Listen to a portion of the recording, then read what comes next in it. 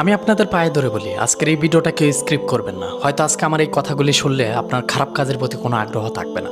আমাদের প্রিয় নবী হযরত মুহাম্মদ সাল্লাল্লাহু আলাইহি সাল্লাম একদিন জিবরাইল আলাইহিস সালামকে বললেন, আপনি যতবার আমার নিকট এসেছেন ততবারই আমার কপালে সুখ ও দুশ্চিন্তার চাপ ছিল। এর কারণ কি? জিবরাইল আলাইহিস সালাম আমাদের প্রিয় নবী হযরত মুহাম্মদ সাল্লাল্লাহু আলাইহি সাল্লামের প্রশ্নের জবাবে বললেন, জাহান্নাম সৃষ্টির পর থেকে আমার ঠোঁটে, চোখে ও মুখে কখনো হাসি ফোটেনি।